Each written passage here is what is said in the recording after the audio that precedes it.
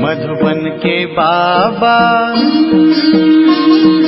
मधुबन के बाबा मुरली वाले, आपका क्या कहना, आपका क्या कहना। ओम शांति। आज 19 जून 2023 के साकार मधुर महावाक्य हैं। आज मीठे मीठे बाप दादा बोले, मीठे बच्चे, मुख में मुहल्ला डाल लो, अर्थात अपने शांति स्वधर्म में स्थित हो जाओ, तो माया कुछ भी नहीं कर सकती। बाबा ने कहा, मीठे बच्चे, मुख में मुहल्ला डाल लो, अर्थात अपने शांति स्वधर्म में स्थित हो जाओ, तो माया कुछ भी नहीं कर सकती। बाबा ने प्रश्न पूछा, एक शिव बाबा ही भोलानाथ है, दूसरा कोई भी भोलानाथ नहीं हो सकता, क्यों? उत्तर में बाबा कहते, क्योंकि एक शिव बाबा ही है जिसे अपने लिए कोई भी तमन्ना नहीं। वह आकर बच्चों का सेवाधारी बनते हैं, बच्चों को माया की गुलामी से छुड़ाते हैं, हर बच्चे को आप समान मास्टर ज्ञान सागर बनाते हैं, ज्ञान रत्नों से झोली भरते हैं। ऐसा निष्काम सेवाधारी दूसरा कोई भी हो नहीं सकता, इसलिए भोलानाथ एक शिव बाबा को ही कहेंगे। मुरली का गीत है, भोलेनाथ से निराला और कोई नहीं, मेरी बिगड़ी बनाने वाला और कोई नहीं। ओम शांति। भक्ति मार्ग में जो होकर गए हैं उनकी महिमा गाते हैं कि ऐसा था, जो यहाँ हैं उनको कहेंगे कि ऐसे हैं, शरीर छोड़ गए तो कहेंगे ऐसा था। जरूर परमात्मा की भी महिमा करते हैं, नहीं तो महिमा क्यों होती।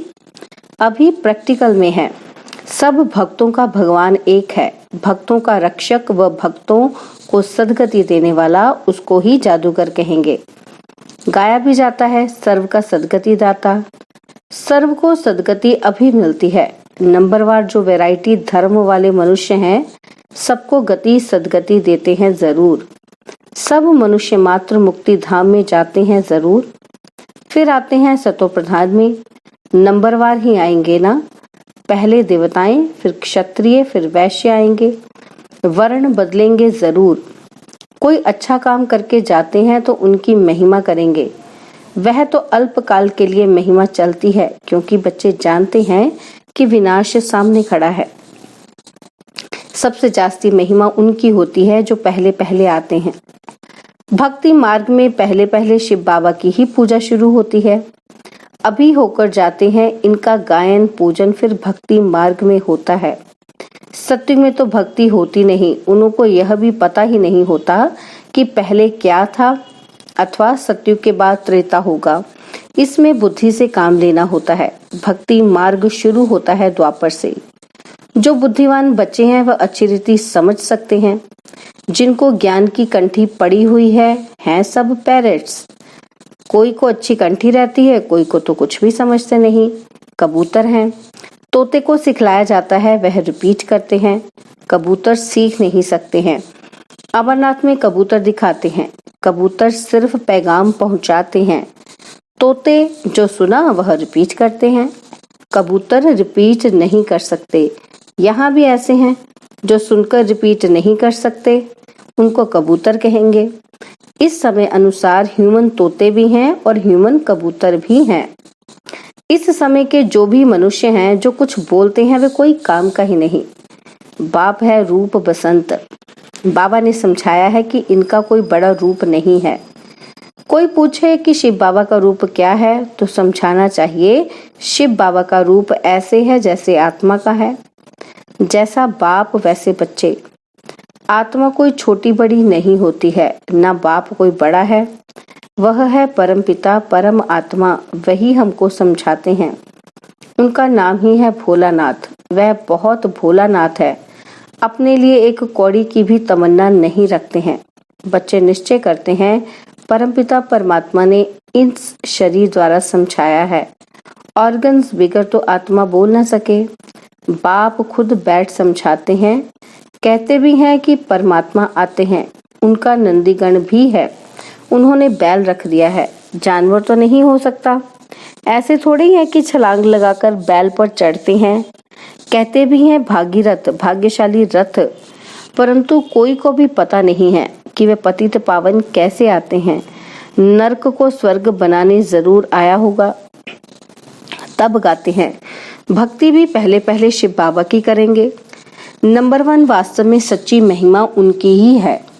अब तो कुत्ते बिल्ली आदि सबकी महिमा करते रहते हैं, नंदीगन बनाते हैं, बैल को लेकर घूमते हैं। अब ये शिव बाबा इस नंदीगन में आकर तुमको ज्ञान सुना रहे हैं, ज्ञान दूध दे रहे हैं। उनकी महिमा कितनी है। भोलानाथ भगवान है सबकी झोली भरने वाला। शिव के आगे नहीं कहेंगे कि झोली भर दो, क्योंकि समझते हैं कि वह निराकार है। शंकर के आगे झोली ले जाते हैं भरने के लिए। विष्णु और ब्रह्मा के पास नहीं जाते, शंकर के पास जाते हैं, क्योंकि शिव और शंकर को मिला दिया है। समझते हैं कि शिव शंकर का रूप है। पूजा करने वाले कुछ भी ऑक्यूपेशन को नहीं जानते हैं, क्योंकि पहले पहले जो पुजारी बना है उनको ही कुछ पता नहीं था। इनको कहेंगे आप ही पूज्य देवी देवता, आप ही पुजारी। अभी तुम समझते हो कि हम ही पूज्य देवी देवता थे, हम ही पुजारी बनते हैं। शिव तो है मूल वतनवासी, परंतु मंदिर तो है ना। सूक्ष्म वतनवासी ब्रह्मा विष्णु शंकर का भी पार्ट है, क्योंकि आते तो है ना, शिव को भी आना तो पड़ता है। शंकर का यहाँ काम नहीं। त्रिमूर्ति मार्ग भी नाम रखते हैं, त्रिमूर्ति का स्टैंप भी बनाते हैं। उसमें फिर शेर दिखाते हैं, नीचे लिखा है सत्यमेव जयते। ऐसे ठीक है, सिर्फ शिव का नाम निशान नहीं रखा है। सत्यमेव जयते जानवर के नीचे नहीं लिखा जाता है। सत्य तो एक बाप ही है, जो सच्ची कथा सुनाकर हमको विजयी बनाते हैं। सब बातें हम अच्छी रीति समझते हैं, समझाते हैं। तुम मास्टर नॉलेजफुल बनते जाते हो। जब से नॉलेज सुनना शुरू किया है, इनकी सब मुरलियां रखें तो सारा मकान ही भर जाए। कितने कागज खलास करते होंगे और फिर खलास करते रहेंगे। मुरली बच्चों के पास जरूर जाएगी, बहुत कापियां निकलेंगी। झाड़ वृद्धि को पाता रहता है। बच्चे जानते हैं कि माया के तूफान तो बहुत आते हैं। मुहल्ला मुख में पड़ा हुआ हो तो माया कुछ नहीं कर सकती। बाबा को याद करना बहुत सहज है। हम आत्मा हैं। आत्मा कहती है मेरा स्वधर्म है शांत। हम सब परदेशी हैं, इस माया के देश में आते हैं। एक गीत है ना, ओ दूर देश के रहने वाले। सब आत्माएं दूर देश की रहने वाली हैं। तुम अब जान गए हो कि बरोबर हम परदेश में हैं। बहुत दूर देश से आते हैं, जिसको निराकारी दुनिया कहा जाता है। दुनिया में तो बहुत होंगे ना, तुम जानते हो हम सब परदेशी हैं। भक्ति मार्ग में भक्त भगवान को याद करते हैं। भक्त चाहते हैं कि भगवान आए, तो आकर क्या करे। तुम बच्चों को पता है कि बाबा परम धाम से आते हैं। कहते हैं मुझे कलयुगी पतित दुनिया से स्वर्ग पावन दुनिया बनाना है। तुमको कोई मनुष्य नहीं पढ़ाते हैं। मनुष्य न अपनी सदगति कर सकते हैं, न औरों को दे सकते हैं। अब नाटक पूरा होता है। अंत में सब एक्टर्स को हाजिर होना है। गीता में भी है कि सिर्फ शिव बाबा के बदले श्री कृष्ण भगवानुवाच कह दिया है। श्री कृष्ण तो है फर्स्ट प्रिंस। उनके लिए समझते हैं कि हमको राजयोग सिखाया था, परंतु अभी तुम जानते हो राजयोग सिखाने वाला भोलानाथ आया है। भोलानाथ नॉलेजफुल बाप को कहा जाता है। फिर श्री कृष्ण के ऊपर कलंक लगा देते हैं। वास्तव में वह श्री कृष्ण के ऊपर नहीं लगाते, बाप के ऊपर लगाते हैं। पहले दादा के ऊपर कलंक नहीं लगता था, बाप के आने पर कलंक लगाए हैं। चलते चलते राही ने आकर प्रवेश किया, तब से देखो कितने कलंक लगाते आए हैं। यह रास लीला आदि सब खेल उनके हैं, वही बच्चों को बहलाते हैं। बच्चे जानते हैं कि हमको बाबा मिला है। बाबा से हम रत्नों की झोली भर रहे हैं। शास्त्रों के ज्ञान को रत्न नहीं कहा जाता, यह है ज्ञान रत्न। एक एक रत्न लाखों रुपए का है। इस समय सभी मनुष्य एक दो को पत्थर मारते मारते पत्थर बुद्धि बन गए हैं। बाप आकर पत्थर बुद्धि से पारस बुद्धि बना देते हैं। कब्रिस्तान से परिस्तान बन रहा है। यहाँ तो घड़ी घड़ी काल खाकर कब्र दाखिल कर देता है। वहाँ तो ऐसा होता ही नहीं। जैसे सर्प पुरानी खाल उतार नई ले लेते हैं, वैसे पुराना शरीर छोड़ नया ले लेते हैं। यह दृष्टांत बाबा अभी देते हैं। इनको फिर सन्यासी लोग अपने काम में लगा देते हैं। ऐसे समझते हैं कि कोई बुदबुदा सागर में समा जाते हैं, कोई कहते ज्योति ज्योत में लीन हो जाती है। अनेक मत हैं, अब तुमको मिलती है एक मत, उस पर चलना पड़े। बाबा कहते हैं तुम जन्म जन्मांतर मुझे पुकारते हो, मैं एक ही बार आता हूँ। तुमने मुझे बहुत पुकारा, मैं गुलाम तेरा, बाप आकर गुलाम पने से छुड़ाते हैं। तुम माया के गुलाम बन पड़े हो, बाप आकर उनसे लिबरेट करते हैं। तुम जानते हो हमने बहुत भक्ति की है, अब भक्ति का फल देने बाप आए हैं। अब भक्ति का पाठ पूरा हुआ। ज्ञान, भक्ति, फिर है वैराग्य। वैराग्य भी 2 प्रकार का है। वह सन्यासियों का वैराग्य है घर बार छोड़ने का, और यह तुम्हारा है सारी पुरानी दुनिया से वैराग्य। यह तो तुम बच्चे जानते हो कि यह सब भस्म हो जाने हैं, कुछ भी नहीं रहेगा, किनकी दबी रहेगी धूल में। फिर ऐसे समय चोर आदि भी आकर लूटते हैं। जैसे एरोप्लेन गिरते हैं, आग लगती है तो चोर अंदर घुस जाते हैं। आसपास वाले भी लूट लेते हैं। टाइम तो मिलता है जब तक पुलिस आए। यह तो विनाश होना ही है। कितनी बड़ी सृष्टि है। तुम जानते हो अमेरिका आदि तरफ तो सुख का पंप है। क्रिश्चियन भी है ना, उनके सुख का पार्ट अभी है। कितनी हिम्मत रखते हैं, स्टार्स पर, चंद्रमा पर जाएंगे, सूर्य तरफ नहीं जाते हैं। समझते हैं वह जला देगा। कोशिश करते हैं चंद्रमा में, स्टार्स में, जमीन ले में। सूर्यवंशी, चंद्रवंशी नाम सुना है तो समझते हैं कि शायद वहां कोई दुनिया है। जापानी लोग अपने को सूर्यवंशी कहलाते हैं। कोई क्या कहलाते हैं। अब तुम जानते हो कि भारत बरोबर सूर्यवंशी चंद्रवंशी था। इन जैसा ऊंच खंड कोई हो नहीं सकता। यह ड्रामा बना बनाया है, इसमें बदली सदली होने की बात ही नहीं। यह तो समझने की बात होती है। में बैठते हैं तो हमेशा स्वधर्म में बैठना है। बाप को याद करना है। शांति के लिए कोई जंगल में नहीं जाना पड़ता। कोई भी आए तुम समझा सकते हो कि शांति तो गले का हार है। तुम ढूंढते कहाँ हो। आत्मा कहती है मेरा स्वधर्म शांत है, फिर यहाँ शरीर में आने से टॉकी बनता हूँ। साइलेंस में तो नाटक होता नहीं। पहले मूवी बाइस्कोप चलता था, सूक्ष्म वतन में भी मूवी होती है, आवाज नहीं निकलता। उसी समय जो कल्प पहले समझा था वही समझकर आकर सुनाते हैं। कोई नई बात नहीं, सारा ड्रामा हमको 84 जन्म नाच नचाता है। यह अनादि ड्रामा है। सब शरीर लेकर अपना अपना पार्ट बजाते हैं। मीठे मीठे बच्चों, यह शिव बाबा कह रहे हैं, आत्माओं से बात करते हैं। मामेकम याद करो। यह नहीं कहेंगे कि मामेकम याद करो, यानी कि ब्रह्मा नहीं कहेंगे कि मुझे याद करो। कितनी गुह्य बातें हैं। ये कहता है मुझे भी उनको याद करना पड़ता है। मैं भी ब्रह्मपुत्रा नदी हूँ। ब्रह्मपुत्रा नदी और सागर का मेला लगता है। सरस्वती और सागर का मेला नहीं लगता है। मेला एक ही लगता है। कलकत्ते में ब्रह्मपुत्रा नदी और सागर के संगम पर बहुत भारी मेला लगता है। ब्रह्मपुत्रा एक है और मेला भी एक बार लगता है, तो यह भी मेला यहाँ लगता है।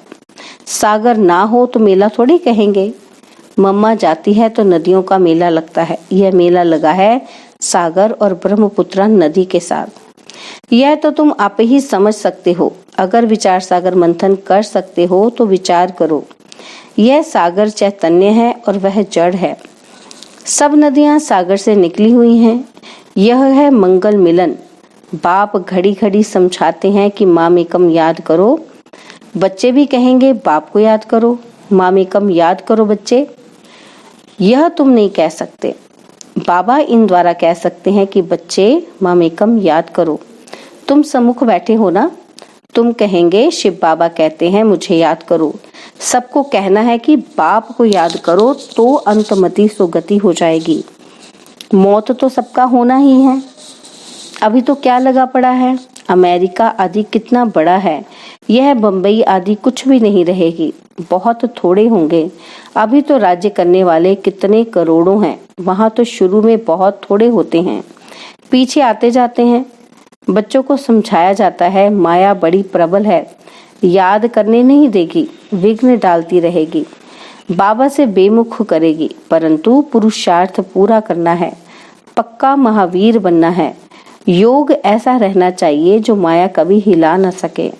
अच्छा, मीठे मीठे सिकिलदे बच्चों प्रति माता पिता बाप दादा का याद प्यार और गुड मॉर्निंग। रूहानी बाप की रूहानी बच्चों को नमस्ते।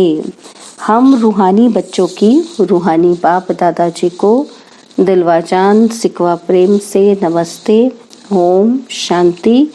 प्यारे बाबा, मीठे बाबा, मेरे बाबा, शुक्रिया बाबा, शुक्रिया बाबा, शुक्रिया।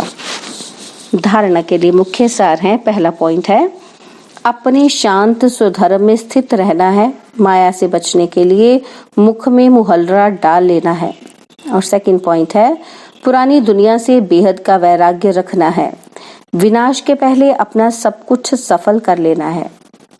बाबा ने वरदान दिया, अपनी हिम्मत के आधार पर उमंग उत्साह के पंखों से उड़ने वाले श्रेष्ठ तकदीरवान भव। अपनी हिम्मत के आधार पर उमंग उत्साह के पंखों से उड़ने वाले श्रेष्ठ तकदीरवान भव। कभी कुछ भी हो लेकिन अपनी हिम्मत नहीं छोड़ना। दूसरों की कमजोरी देखकर स्वयं दिल शिकस्त नहीं होना। पता नहीं हमारा तो ऐसा नहीं होगा, ऐसा संकल्प कभी नहीं करना। तकदीरवान आत्माएं कभी किसी के प्रभाव व आकर्षण में नीचे नहीं आती।